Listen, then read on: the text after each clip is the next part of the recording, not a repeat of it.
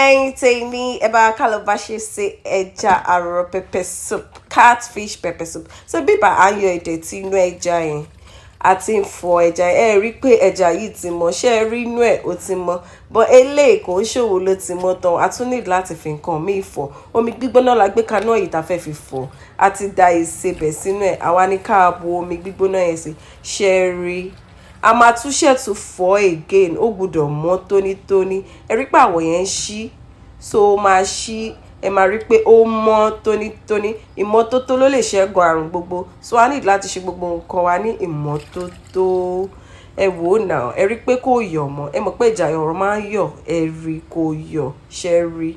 a ní pé kẹ́ mọ rí ni o kẹ́ rí pé nǹkan gidi la fẹ́ tà fún yín kẹ́ ẹ bá lè bá wa rajà ingredients tá a fẹ́ lò fún pepper soup wa rèé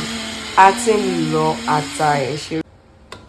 àti wá fi ẹja náà sínú pọ́ọ̀tì o ẹ̀rẹ̀ àti ń gbé ẹja wá kaná atata lọ la dà sínú ẹ̀ yìí o ọtí fi seasoning to taste sí ọwọ́ á ń da èlò pepper soup yẹn sí ọtí domi gbígbóná sínú ẹ̀ ìsebẹ̀ to taste lélẹ́yìí o ẹ wò ó ti ń jiná lọ àwa ní ká fi ọ̀gẹ̀dẹ̀ sínú ẹ̀ lẹ́yìn ọ̀gẹ̀dẹ̀ á da